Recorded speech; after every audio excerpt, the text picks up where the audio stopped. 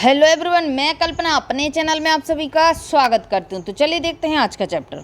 तो क्लास 8 का जो है इतिहास हम लोग देख रहे हैं। एनसीईआरटी का 6 और 7 का मैंने आपको करवा दिया है, प्ले लिस्ट में मिल जाएगा। और आज हम 8 का देख रहे हैं। 8 में आपके टोटल 12 चैप्टर है ना।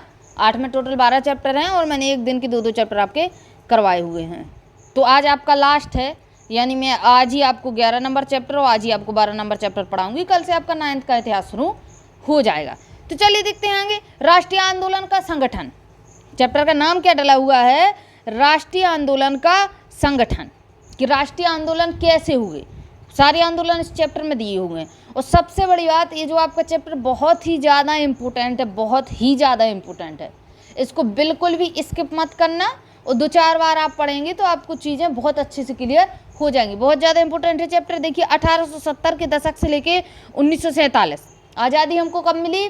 1947 में। तो 1947 तक का इतिहास इसमें दिया हुआ है, 1870 के दशक से लेके, है ना। चलिए अब इसको देखेंगे आगे।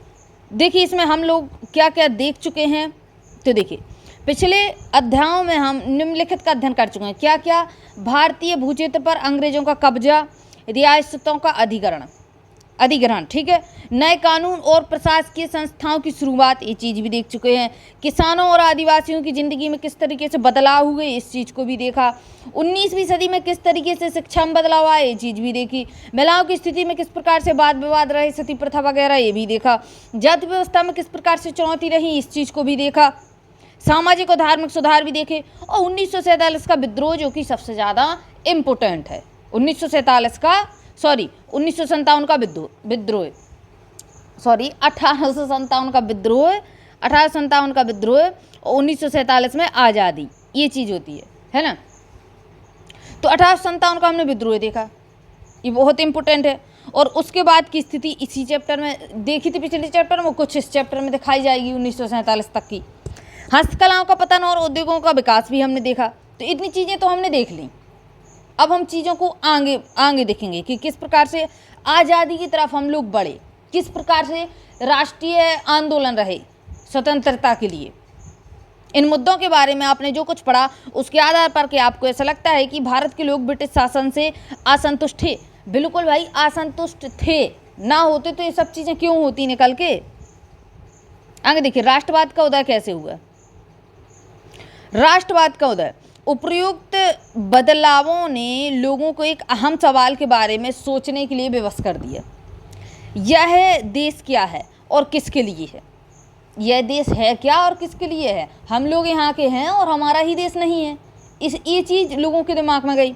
इसका जवाब धीरे धीरे इस रूप में सामने आया। भारत का मतलब है यहाँ की जनता। कहाँ की जनता? भारत की। यहाँ रहने वाले लोग, किसी भी वर्ग, रंग, जाति, पंथ, भाषा तथा जेंडर वाले तमाम लोगों का घर, यहाँ की जो जनता है। और भारत देश का मतलब क्या है? भारत देश है किसका?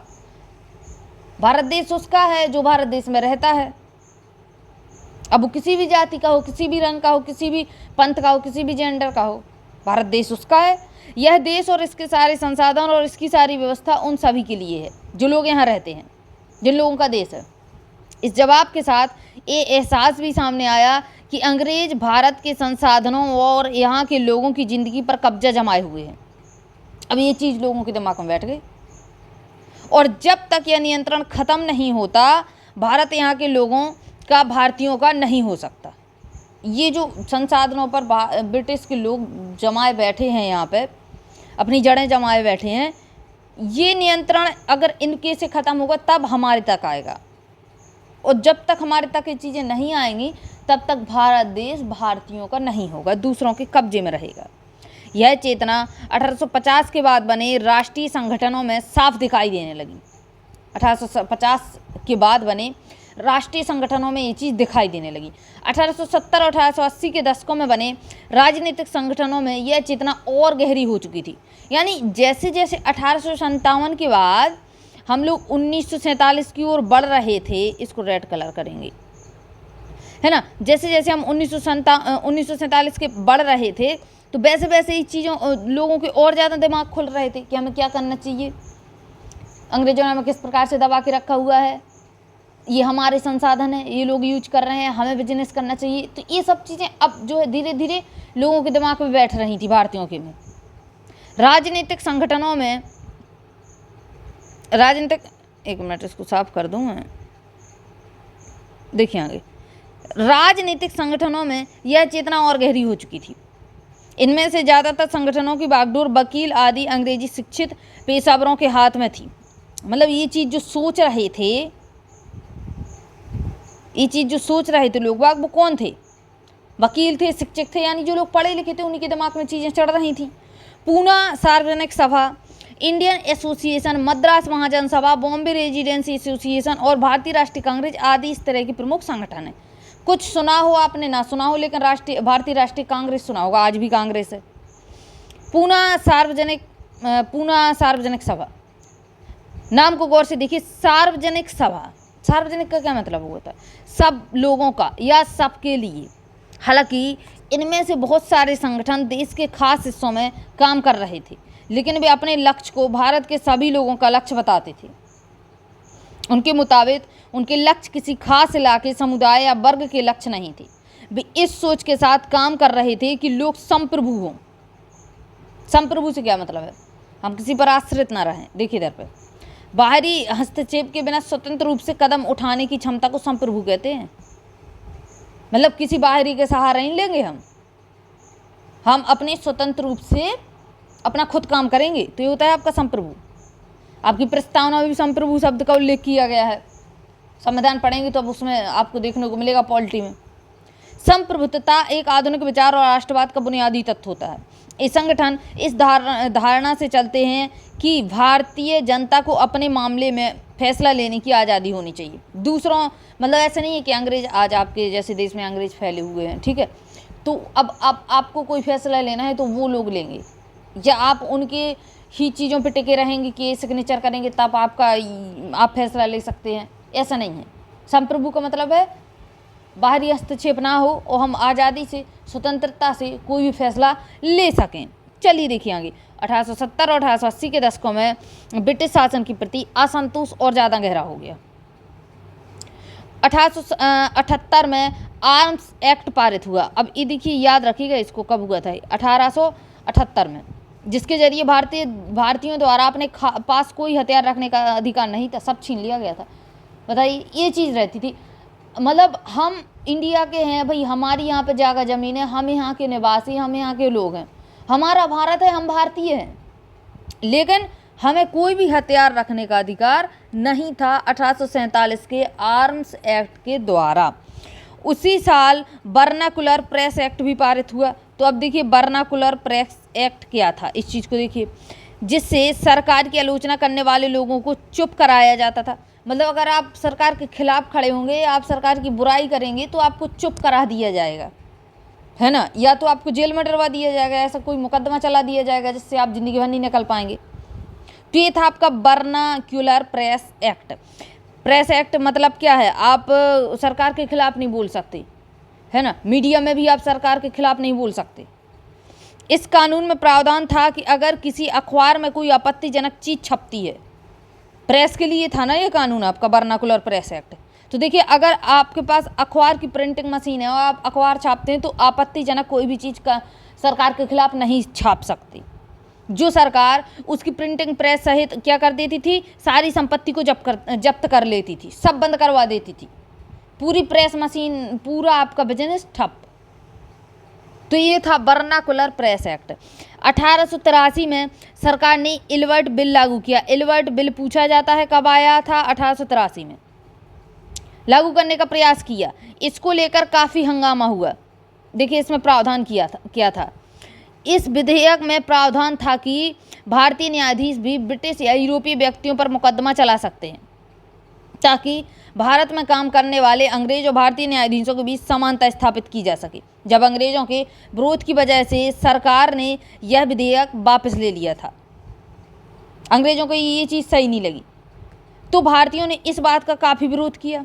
इस घटना से भारत में अंग्रेजों के असली रवैये का पता चला धीरे धीरे। यानी उनका क्या था, ना तो किसी बड़ी पोस्ट पे आपको बैठने देंगे, ना ही अपने मन से आप कोई फैसला ले सकते हैं, पूरी बागडोर अंग्रेजों के हाथ में। क्या कर लेंगे आप? कुछ नहीं कर लेंगे वहाँ पे। अंग देखिए क्या है, पढ़े लिखे भारतीयों के एक अखिल भारतीय संगठन की जरूरत 1880 में ही महसूस की जा रही थी, परंतु इल्बर्ट विधेयक ने इस चाह को और गहरा कर दिया था। मतलब इल्बर्ट बिल अगर पास हो जाता तो जो है भारतीयों को थोड़ी तसल्ली मिल जाती कि हाँ ठीक है, लेकिन इसको जब रिजेक्ट करवा दिया गया तो अब भारतीयों में और आक्रोश पैदा हुआ। 1885 में देश भर में 72 प्रतिनिधियों ने बम्बई में सभा करके भारतीय राष्ट्रीय कांग्रेस की स्थापना का फैसला किया। एग्जाम में सीधा सीधा पूछता है भारतीय राष्ट्रीय कांग्रेस की स्थापना कब हुई थी? कांग्रेस की स्थापना कब हुई? तो 1885 में। और इसमें जब कांग्रेस की स्थापना हुई तो उसमें प्रतिनिधि कितने थे, लोग कितने थे? 72। कहाँ पे स्थापना हुई? अधिकतर लोग कलकत्ता लगा देंगे, लेकिन बम्बई में स्थापना हुई थी। कहाँ हुई थी उस समय पे? बम्बई में। बम्बई में एक संस्कृत विश्वविद्यालय था, कौन सा? गोकुलदास तेजपाल संस्कृत विश्वविद्यालय था बम्बई में, वहाँ पे कांग्रेस की स्थापना की गई थी। और इसका जो है कौन सा दिन था? तो देखिए 28 सितंबर 1885 कांग्रेस दिवस के रूप में पूछ लेता है। 28 सितंबर 1885 में इसकी स्थापना हुई।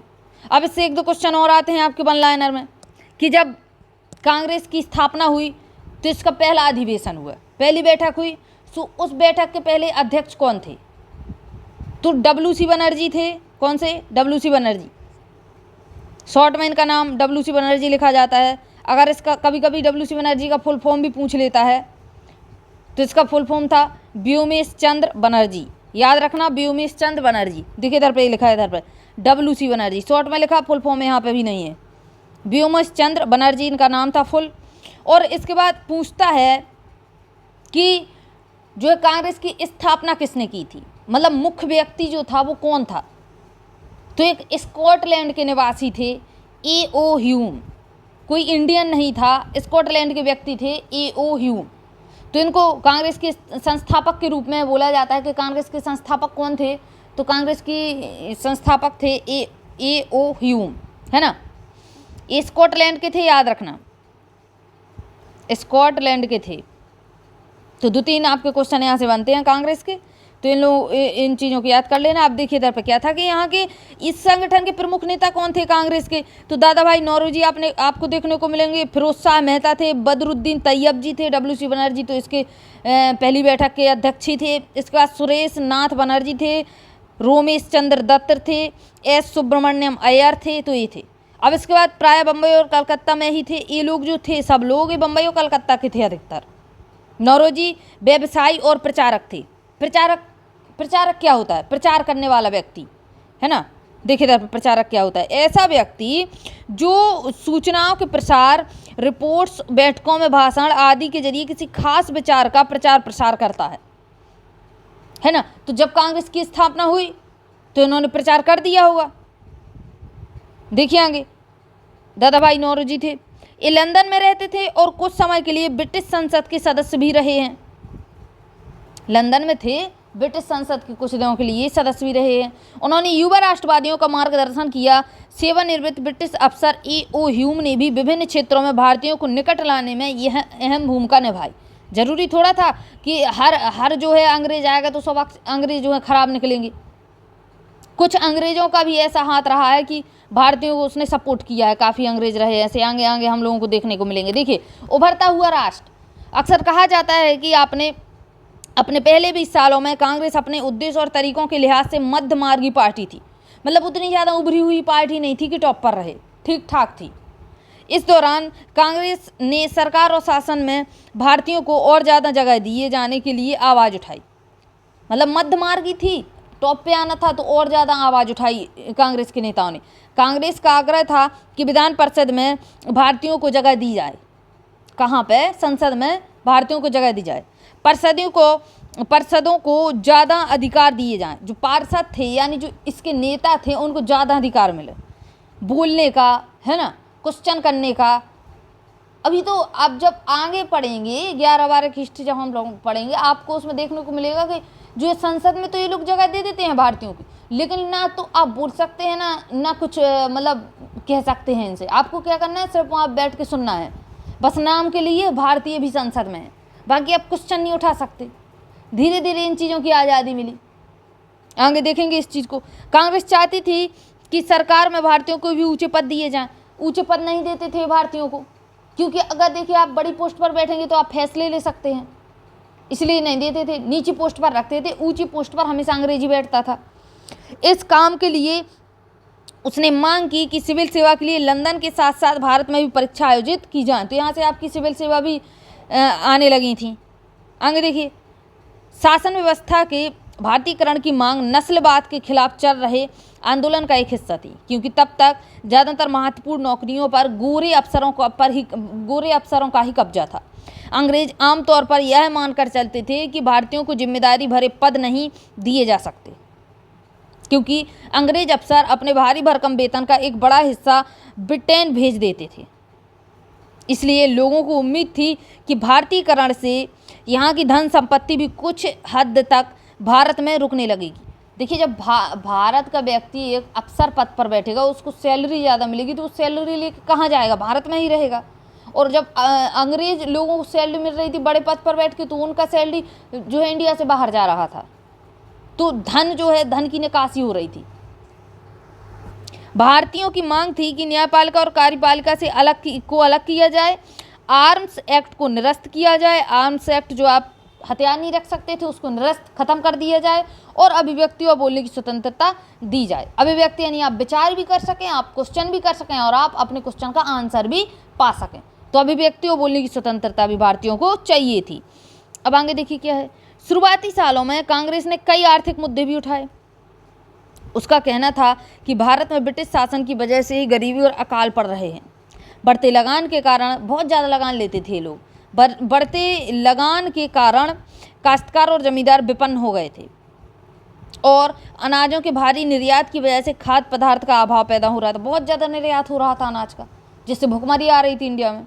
कांग्रेस की मांग थी कि लगान कम किया जाए, फौजी खर्चों में कटौती की जाए, फौजी खर्चों में कटौती, और सिंचाई के लिए ज़्यादा अनुदान दिए जाएँ, सिंचाई के लिए पैसा दिया जाए। उसने नमक कर, देखिए नमक पर भी कानून था। अभी आगे हम पढ़ेंगे कि जो गांधी जी की दांडी मार्च थी वो नमक के लिए ही चली थी, है ना। तो नमक पर भी इन लोगों ने कर लगा के रखा था, टैक्स।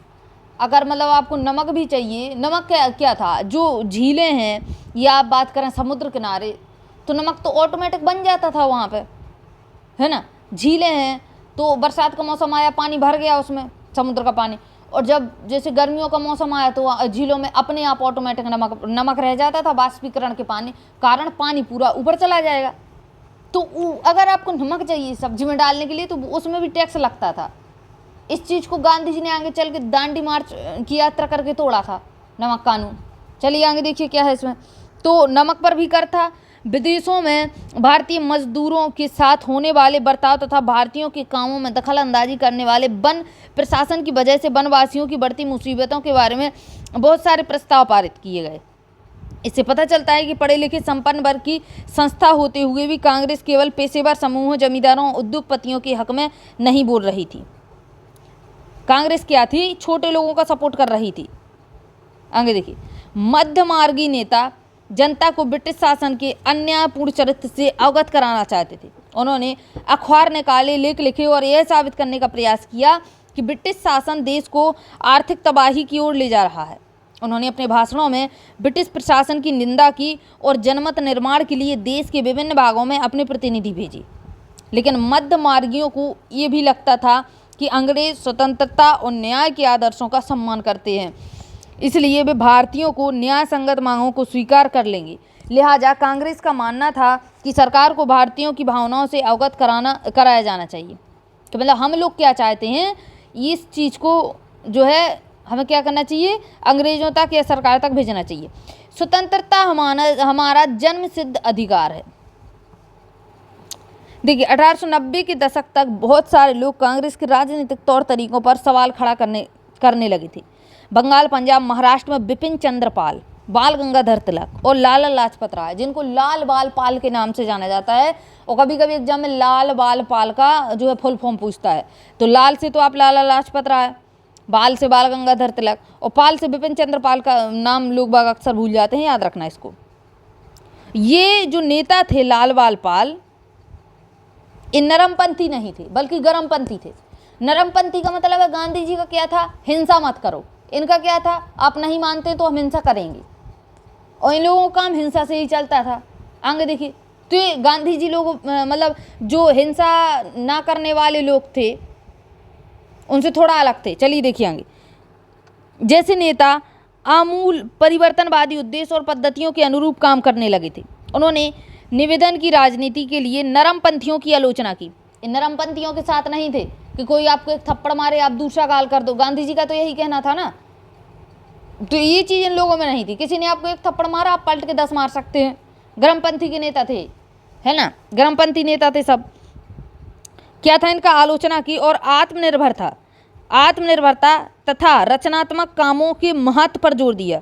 उनका कहना था कि लोगों को सरकार के नेक इरादों पर नहीं बल्कि उनकी ताकत पर भरोसा करना चाहिए, लोगों को स्वराज के लिए लड़ना चाहिए। तिलक ने नारा दिया, स्वतंत्रता मेरा जन्मसिद्ध अधिकार है और मैं इसे लेकर रहूंगा। बाल गंगाधर तिलक ने ये नारा दिया था, पूछता है एग्जाम में कि स्वतंत्रता मेरा जन्मसिद्ध अधिकार है, ये नारा किसने दिया था, बाल गंगाधर तिलक ने।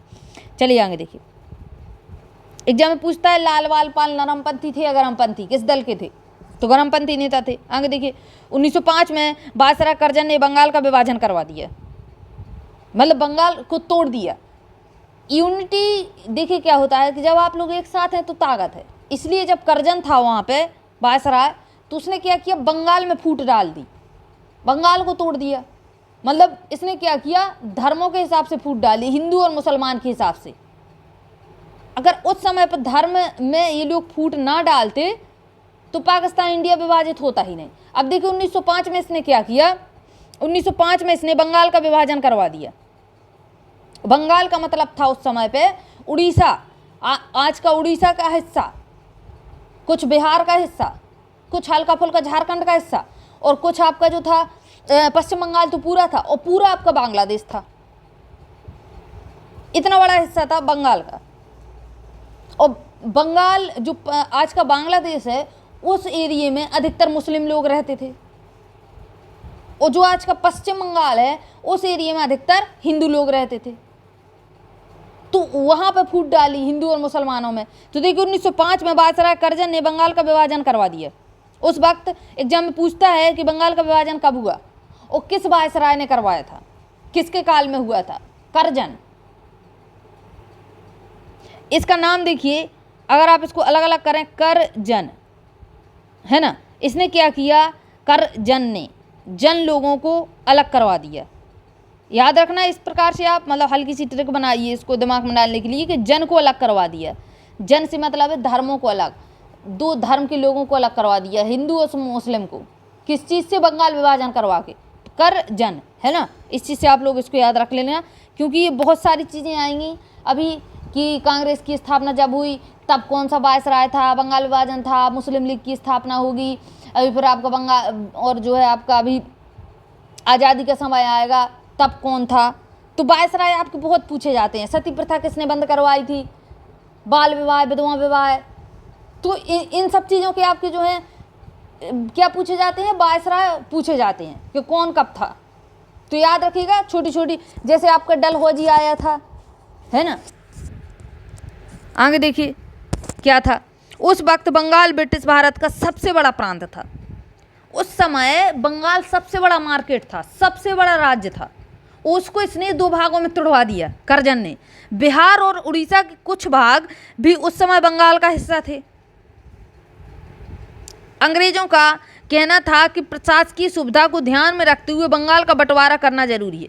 मतलब ये सब तो बातें थी कि हमें प्रशासन नहीं हो पा रहा है, भाई बड़ा राज्य दो भागों में बंट जाएगा तो हम अच्छे से प्रशासन कर पाएंगे, ये सब तो बकवास था। मेन चीज़ थी आपकी एकता को तोड़ना, सीधी बात थी।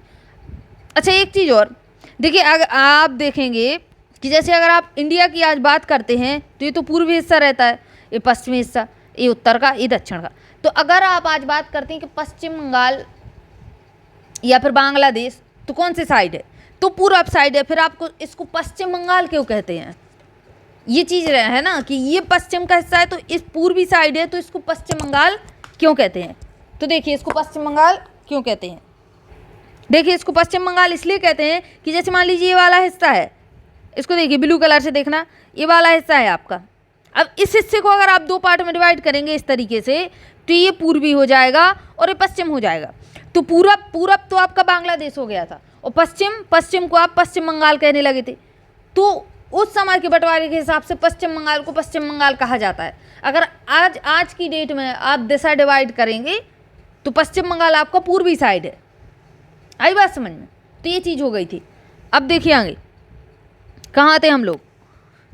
तो इन्होंने क्या बोला कि प्रशासकीय सुविधा के मतलब से हम लोग क्या करेंगे, बंगाल को 2 भागों में बांट देते हैं, फिर बहुत अच्छे से हम यहाँ पे प्रशासन कर सकेंगे। ये चीज़ इन लोगों ने जनता में बोली।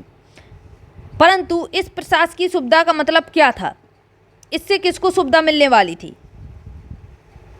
जाहिर है इसका ताल्लुक अंग्रेज अफसरों और व्यापारियों के फायदे से था, लेकिन सरकार ने गैर बंगाली इलाकों को अलग करने के बजाय उसके पूर्वी भाग को अलग करके असम में मिला दिया। ये चीज़ कर दी। पूर्वी बंगाल को अलग करने के पीछे अंग्रेजों का मुख्य उद्देश्य ये रहा था कि बंगाली राजनेताओं के प्रभाव पर अंकुश लगाया जाए। आ गई ना वही बात कि जो राजनेता थे बंगाल में, जो राजनेता उभर रहे थे, जो आतंक काटे हुए थे अंग्रेजों के खिलाफ, उनको तोड़ना था। और बंगाली जनता को बांट दिया, जनता को भी बांट दिया, 2 भागों में बट गई बंगाल की जनता। बंगाल के विभाजन से देश भर में गुस्से की लहर फैल गई। अब इतने बेवकूफ़ थोड़ी ना है सब लोग कि कुछ समझेंगे नहीं। अब देखिए आगे क्या होता है। मध्य मार्गी और आमूल परिवर्तनवादी कांग्रेस के सभी धड़ों ने इसका विरोध किया। बंगाल विभाजन का 1905 में हुआ, करजन ने किया था। विशाल जनसभाओं का आयोजन किया गया और जुलूस निकाले गए। जन प्रतिरोध के नए नए रास्ते ढूंढे गए। इससे जो संघर्ष उपजा उसे स्वदेशी आंदोलन के नाम से जाना जाता है। यह आंदोलन बंगाल में सबसे ताकतवर था, परंतु अन्य इलाकों में भी इसकी भारी अनुगूंज सुनाई दी। उदाहरण के लिए देख लेते हैं क्या दिया हुआ है। उदाहरण के लिए आंध्र प्रदेश के डेल्टा इलाकों में इसे वंदे मातरम आंदोलन कहा गया। किसे? स्वदेशी आंदोलन। स्वदेशी, अपने देश की वस्तु है ना, स्वदेशी, अपने देश, स्वदेशी आंदोलन। यानी आप क्या करेंगे, जो बाहर से चीज़ें आ रही थी अंग्रेज़ों से, इंग्लैंड से बनवन के, उन सबका बहिष्कार करेंगे, यानी इनका इधर पे बिजनेस ठप करवाएंगे। इसलिए स्वदेशी आंदोलन चलाया गया। देखिए उस स्वदेशी आंदोलन को आंध्र प्रदेश में क्या बोला गया? वंदे मातरम आंदोलन। याद रखिएगा, एग्जाम में पूछ लेगा। स्वदेशी आंदोलन ने ब्रिटिश शासन का विरोध किया और स्वयं सहायता, स्वदेशी उद्यमों, राष्ट्रीय शिक्षा और भारतीय भाषा के उपयोग को बढ़ावा दिया। स्वराज के लिए आमूल परिवर्तनवादी धड़ों ने जनता को लामबंद करने और ब्रिटिश संस्थानों और वस्तुओं के बहिष्कार पर जोर दिया। आ गई वही चीज़ कि ब्रिटिश की जो संस्थाएं थीं और वस्तुएं थीं उनका बहिष्कार किया। कुछ लोग ब्रिटिश शासन को उखाड़ फेंकने के लिए क्रांतिकारी हिंसा के समर्थक थे। तो देखिए अब क्रांतिकारी हिंसा क्या थी, देखिए इधर पे, समाज में आमूल बदलाव लाने के लिए हिंसा का उपयोग करना। हिंसा, लड़ाई झगड़ा, है ना। तो अब आक्रोश तो बढ़ेगा ना, गुस्सा तो फूटेगा ना लोगों में। गांधी जी जैसे शांत स्वभाव के तो हर इंसान थे नहीं, कुछ नरमपंथी नेता थे, कुछ गर्मपंथी। जरूरी थोड़ी है कि आपके शांत स्वभाव से अंग्रेज मान जाते। सब नेताओं का योगदान रहा है आज़ादी के समय तक। तो क्रांतिकारी हिंसा क्या थी, मतलब अपने लिए हिंसा का उपयोग करना। आगे देखेंगे। 20वीं शताब्दी के प्रारंभिक दशकों में कई दूसरी महत्वपूर्ण घटनाएं भी घटीं। 1906 में मुसलमान जमींदारों और नवाबों के एक समूह ने ढाका में ऑल इंडिया मुस्लिम लीग का गठन किया। लीग ने बंगाल विभाजन का समर्थन किया। लीग की मांग थी कि मुसलमानों के लिए अलग निर्वाचिका की व्यवस्था की जाए। अब यहाँ से आपकी क्या आ गई, मुस्लिम लीग आ गई। एग्जाम में पूछता है मुस्लिम लीग की स्थापना कब हुई, तो मुस्लिम लीग मोहम्मद अली जिन्ना थे यहाँ, और 1906 में इन्होंने स्थापना की थी। ये देखिए इधर पे ऑल इंडिया मुस्लिम लीग का गठन हो गया। लीग ने बंगाल विभाजन का समर्थन किया। अब मुस्लिम लीग ने बंगाल विभाजन का इसलिए समर्थन किया क्योंकि बंगाल विभाजन में बंगाल का विभाजन ना होके धर्मों का विभाजन हो गया था, हिंदू और मुस्लिम का। और ये लोग क्या चाहते थे, अपना अलग राष्ट्र, है ना। तो लीग की मांग थी कि मुसलमानों के लिए अलग निर्वाचिका की व्यवस्था की जाए। 1909 में सरकार ने यह मांग मान ली, पर परिषदों में कुछ सीटें मुसलमान उम्मीदवारों के लिए आरक्षित कर दी। संसद में कुछ सीटें क्या हुई, मुसलमानों के लिए आरक्षित हो गई, जिन्हें मुस्लिम मतदाताओं द्वारा ही चुनकर भेजा जाना था। अब ये नहीं था कि इनको हिंदू भी चुन लेंगे, मुसलमानों को मुसलमान ही चुनेंगे, ये चीज़ बोल दी इन्होंने।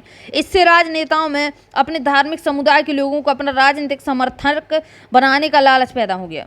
अब उन लोगों को अब जो है यहाँ पे धार्मिक चीज़ें आ गई, मतलब धर्म आ गया, धार्मिक चीज़ें नहीं, धर्म, कि आप हिंदू हम मुसलमान, ये चीज़ें निकलने लगी बंगाल विभाजन से। 1907 में कांग्रेस टूट गई, है ना, वैसे भी बड़ी पार्टी नहीं थी। आगे देखिए, मध्य मार्गी धड़ा बहिष्कार की राजनीति के विरुद्ध था। इन लोगों का मानना था कि इसके लिए बल प्रयोग की आवश्यकता होती है, जो कि सही नहीं थी। संगठन टूटने के बाद कांग्रेस पर मध्य मार्गी धड़े का दबदबा बन गया, जबकि तिलक के अनुयायी बाहर से काम करने लगे। दिसंबर 1915 में दोनों खेमों में एक बार फिर एकता स्थापित हुई। किसमें? कांग्रेस और मुस्लिम लीग में। अगले साल कांग्रेस और मुस्लिम लीग के बीच ऐतिहासिक लखनऊ समझौता हुआ। कब हुआ था? लखनऊ समझौता 1916 में हुआ था, ठीक है, याद रखना इसको। लखनऊ समझौते पर दस्तखत हुए और दोनों संगठनों ने देश की प्रातिनिधिक सरकार के गठन के लिए मिलकर काम करने का फैसला किया। मतलब अंग्रेजों के खिलाफ अब लोग खड़े होने लगे, दोनों मिलकर, है ना। अभी यहाँ पे आप देखेंगे कि यहाँ पे कहीं पे फोटो डली होगी किसकी? गांधी जी की, और मोहम्मद अली जिन्ना की फोटो मिलेगी। अगर आप देखेंगे आगे देखेंगे, आगे देखिए यहाँ पे राष्ट्रवाद का उदय, जन राष्ट्रवाद का उदय 1919 के बाद। देखिए चैप्टर बड़ा है, इसको एक पार्ट में हम लोग नहीं कर पाएंगे, है ना, 2 पार्ट में करेंगे। आगे देखिए, 1919 के बाद अंग्रेजों के खिलाफ चल रहा संघर्ष धीरे धीरे एक जन आंदोलन में तब्दील हो गया। धीरे धीरे बहुत बड़ा आंदोलन हो गया और ऑल इंडिया लोग, मतलब पूरे इंडिया के लोग इस आंदोलन में आ गए। और जब जन का आंदोलन होगा तो उसको हम क्या कहेंगे? जन आंदोलन। किसान भी आए, आदिवासी भी आए, विद्यार्थी भी इस चीज़ में आ गए, महिलाएं भी बड़ी संख्या में इस चीज़ में आ गई। आंदोलन से सब लोग जोड़ते गए। कई बार औद्योगिक मजदूरों ने भी क्या किया? आंदोलन में योगदान दिया। 20 के दशक से कुछ खास व्यावसायिक समूह भी कांग्रेस को सक्रिय समर्थन देने लगे। ऐसा क्यों हुआ? देखिए, पहले विश्व युद्ध के इधर पर देखिए, पहले विश्व युद्ध ने भारत की आर्थिक और राजनीतिक स्थिति बदल दी थी। कब हुआ था? 1914 से 1918 तक पहला प्रथम विश्व युद्ध हुआ था। पिछले चैप्टरों में हमने पढ़ा है। तो इस प्रथम विश्व युद्ध ने क्या किया था? आर्थिक और राजनीतिक भूखमरी टाइप की स्थिति आ गई थी इंडिया में। इस युद्ध की वजह से ब्रिटिश भारत सरकार के रक्षा व्यय में भारी इजाफा हुआ था। मतलब इन्होंने क्या किया कि विश्व युद्ध जो चल रहा था तो उसमें रक्षा व्यय से मतलब है जो है फौज पर बहुत ज़्यादा पैसा खर्च किया। अब फौज पर पैसा खर्च हुआ तो इंडिया में आर्थिक स्थिति बहुत खराब हुई। इस खर्चे को निकालने के लिए सरकार ने निजी आय और व्यावसायिक मुनाफे पर कर बढ़ा दिया। सैनिक व्यय में इजाफे तथा युद्धक आपूर्ति की वजह से जरूरी कीमतों की चीज़ों में भारी उछाल आया और आम लोगों की ज़िंदगी मुश्किल होती गई। दूसरी ओर व्यावसायिक समूह युद्ध से बेहिसाब मुनाफा कमा रहे थे। व्यावसायिक समूह मतलब है जिनका व्यवसाय ऐसा है जो कि युद्ध में ज़रूरतें चीज़ें हैं, तो उन लोगों के पास अच्छा खासा पैसा हो रहा था। लेकिन कुछ काम ऐसे थे जिनका इनसे कोई लेना देना नहीं है, तो उनके पास भुखमरी आ रही थी। जैसे कि आप अध्याय 7 में देख चुके हैं। इस युद्ध में औद्योगिक वस्तुएं, जूट के बोरे भी चाहिए थे, कपड़े पटरियाँ चाहिए थी। तो जो चीज़ें युद्ध में जा रही थी उन लोगों को अच्छा खासा मुनाफा था। इन चीज़ों की मांग बढ़ रही थी। अन्य देशों से भारत आने वाले आयात में कमी ला दी गई। इस तरह युद्ध के दौरान भारतीय उद्योगों का विस्तार हुआ और भारतीय व्यावसायिक समूह विकास के लिए और अधिक अवसरों की मांग करने लगा। आगे देखिए, युद्ध ने अंग्रेजों को अपनी सेना बढ़ाने के लिए विवश किया। एक विदेशी युद्ध की खातिर गांव में सिपाहियों की भर्ती के लिए दबाव डाला जाने लगा। मतलब खुद नहीं जाना है, इंडिया के मतलब गांव के लोगों को ये लोग सेना में भर्ती करेंगे, फिर युद्ध में भेज रहे थे। बहुत सारे सिपाहियों को दूसरे देशों में युद्ध के मोर्चों पर भेज दिया गया। इनमें से बहुत सारे सिपाही युद्ध के बाद यह समझदारी लेकर लौटे कि साम्राज्यवादी शक्तियाँ एशिया और अफ्रीका के लोगों का किस तरह शोषण कर रही हैं। फलस्वरूप ये लोग भी भारत में औपनिवेशिक शासन का विरोध करने लगे। ये लोग बाहर युद्ध लड़ के आए, इन लोगों की आंखें खुली तो और ज़्यादा विरोध किया। इसके अलावा 1917 में रूस की क्रांति हुई। याद रखिए, रूस की क्रांति पूछता है कब हुई? 1917 में। इस घटना के चलते किसानों और मजदूरों के संघर्षों का समाचार तथा समाजवादी विचार बड़े पैमाने पर फैलने लगे थे, जिससे भारतीय राष्ट्रवादियों की नई प्रेरणा मिलने लगी इन लोगों को। गांधी जी का अब यहाँ से आपको गांधी जी अभी तक कहीं देखने को नहीं मिले। अब देखिए गांधी जी का आगमन हो चुका है इंडिया में। तो कहाँ से आए थे गांधी जी? इन्हीं हालात में महात्मा गांधी एक जन नेता के रूप में सामने आए। गांधी जी एक जन नेता बन के आए। मतलब गांधी जी क्या थे? ऐसे थे कि हमेशा लोगों का भला सोचते थे। देखिए क्या हुआ। गांधी जी 46 उम्र के जब आए तब 46 ईयर के थे। 1915 में दक्षिण अफ्रीका से भारत लौटे थे। कहाँ से? दक्षिण अफ्रीका से। डेट पूछता है कौन सी डेट में आए थे, तो 9 जनवरी 1915 को गांधी जी दक्षिण अफ्रीका से भारत आ गए थे। वहाँ पे वकीली की पढ़ाई पढ़ के आए थे दक्षिण अफ्रीका से। वे वहाँ पर नस्ल भेदी पाबंदियों के खिलाफ अहिंसक आंदोलन चला रहे थे। गांधी जी का कलर सांवला था, है ना, और अंतर्राष्ट्रीय स्तर पर उनकी अच्छी मान्यता थी और लोग उनका आदर करते थे। मतलब ऐसा नहीं है कि सिर्फ इंडिया में, ऑल वर्ल्ड अंतर्राष्ट्रीय स्तर पर उनका सम्मान होता था। दक्षिण अफ्रीका आंदोलन की वजह से उन्हें हिंदू, मुसलमान, पारसी, ईसाई, गुजराती, तमिल और उत्तर भारतीय उच्च वर्गीय व्यापारी, वकील, मजदूर सब तरह के लोग उनसे मिलना जुलना चाहते थे और उनको जानते थे, है ना। महात्मा गांधी ने पहले साल पूरे भारत का दौरा किया। 1915 में जब ये आए तो उन्होंने पूरे 15 और 16 बहुत तरीके से पूरी निरीक्षण किया पूरे इंडिया का कि आखिर इंडिया में चल क्या रहा है, हमें आखिर कदम क्या उठाने हैं। तो इतना तो इन्होंने दौरा किया 1-1.5 साल। इस दौरान वे यहाँ के लोगों, उनकी ज़रूरतों और हालात को समझने में लगे हुए थे। उनके शुरुआती प्रयास कौन थे? चंपारण आंदोलन, खेड़ा, अहमदाबाद, मील मजदूर का आंदोलन। इसके बाद आपका दांडी मार्च से देखने को मिलेगा। बहुत सारे आंदोलन इन्होंने किए, लेकिन सब इनके जन आंदोलन थे। कुछ छूटा नहीं है इधर पे आपका, आगे देखिए। आंदोलनों के रूप में सामने आए। इन आंदोलनों के माध्यम से उनका राजेंद्र प्रसाद और वल्लभ भाई पटेल से परिचय हुआ। 1918 में इन्होंने क्या किया है? अहमदाबाद में मील मजदूरों की हड़ताल का सफलतापूर्वक नेतृत्व किया। कब किया था? 1918 में अहमदाबाद में मील मजदूरों के लिए खड़े हुए। आइए अब हम 1919 से 1922 के बीच आंदोलन की गहराई देखते हैं। क्या हुआ? रॉलेट एक्ट आया। रॉलेट एक्ट, है ना। अब देखिए रॉलेट एक्ट क्या था, इम्पोर्टेंट है आपका कि रॉलेट एक्ट क्या था। चलिए रॉलेट एक्ट के बारे में देखेंगे इसको। 1919 में गांधी जी ने अंग्रेजों द्वारा हाल ही में पारित किए गए रॉलेट एक्ट के खिलाफ सत्याग्रह का आह्वान किया। क्यों किया था? रॉलेट एक्ट के खिलाफ खड़े क्यों हुए थे गांधी जी? यह कानून अभिव्यक्ति की स्वतंत्रता जैसे मूलभूत अधिकारों पर अंकुश लगाने और पुलिस को और ज़्यादा अधिकार देने के लिए लागू किया गया था। पता है आपको क्या था रॉलेट एक्ट में? रॉलेट एक्ट में बिना मुकदमा चलाए लोगों को जेल में डाल दिया जाता था। अंग्रेजी सरकार उठा के जेल में डाल देगी आपको बिना मतलब का, और आप मुंह से उसको बोल नहीं सकते कि भाई हमने किया क्या है। अभी आप कह देते ना वारंट दिखाएं, वो चीज़ नहीं थी। अभिव्यक्ति की स्वतंत्रता छीन ली, आप बोल नहीं सकते, कुछ कह नहीं सकते। जब तक मन चाहे रॉलेट एक्ट के द्वारा अंग्रेजी सरकार आपको जेल में बंद कर सकती थी। अब ये एक्ट कहाँ से सही हो गया बताइए आप? तो इस चीज़ के खिलाफ 1919 में गांधी जी इसके खिलाफ खड़े हुए। अब आगे क्या होता है? और गांधी जी के अलावा इतने सारे लोग इस एक्ट में खड़े हुए, बहुत ज़्यादा हंगामा हुआ। अंग्रेजी सरकार परेशान हो गई इससे। आगे देखिए, महात्मा गांधी, मोहम्मद अली जिन्ना तथा अन्य नेताओं का मानना था कि सरकार के पास लोगों की बुनियादी स्वतंत्रताओं पर अंकुश लगाने का कोई अधिकार नहीं है। बिल्कुल सही बात है। उन्होंने इस कानून को शैतान की करतूत और निरंकुशवादी बताया। गांधी जी ने लोगों से आह्वान किया कि इस कानून का विरोध करने के लिए 6 अप्रैल 1919 को अहिंसक दिवस क्या किया? अहिंसक विरोध दिवस के रूप में, अपमान व याचना दिवस के रूप में मनाया जाने लगा। 6 अप्रैल 1919 रॉलेट एक्ट के लिए, और हड़तालें की जाएं। रॉलेट सत्याग्रह ब्रिटिश सरकार के खिलाफ पहला अखिल भारतीय संघर्ष था।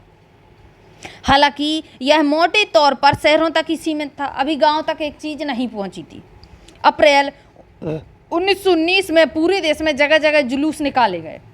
रॉलेट एक्ट के खिलाफ हड़तालों का आयोजन किया गया।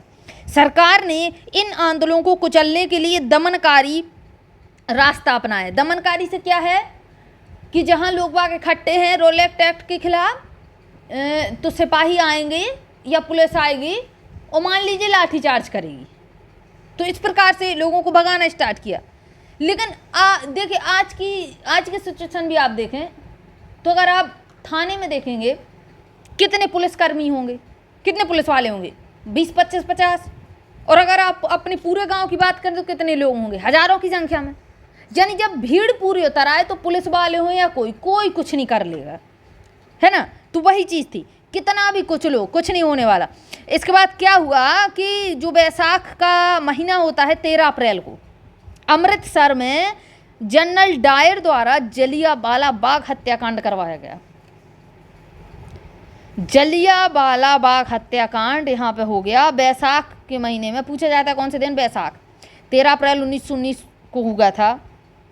इसने जनरल डायर ने क्या किया था कि एक जनसभा हो रही थी, लोग बाग बैठे थे मतलब ऐसा अंदर जो पार्क था वो पूरे से कवर था, पूरी दीवारों से कवर था। सिर्फ एक गेट था अंदर जाने के लिए, उसमें सिर्फ एक गेट था, है ना। तो उस गेट से लोग बाग अंदर गए और जनरल डायर ने वहाँ पे उस गेट को पीछे से आके बंद करवा के जनता के द्वारा फायरिंग करवा दी। अब लोग बाग भाग नहीं सकते थे, अधिकतर लोग मारे गए, अधिकतर, है ना। तो ये हत्याकांड हो गया किसके कारण, रॉलेट एक्ट के कारण। इस जनसंहार पर रविन्द्रनाथ टैगोर ने को बहुत पीड़ा हुई और गुस्सा जताते हुए उन्होंने अपनी नाइटहुड की उपाधि वापस लौटा दी। नाइटहुड तो क्या होता है, नाइटहुड। और किसने नाइटहुड की उपाधि जलियांवाले हत्याकांड के दौरान लौटाई थी, रविन्द्रनाथ टैगोर ने। ब्रिटिश राजा रानी की तरफ से किसी व्यक्ति की अप्रीतम व्यक्तिगत सफलताओं या जनसेवा के लिए दी जाने वाली उपाधि थी ये नाइटहुड की। यानी आप जन की सेवा कर रहे हैं।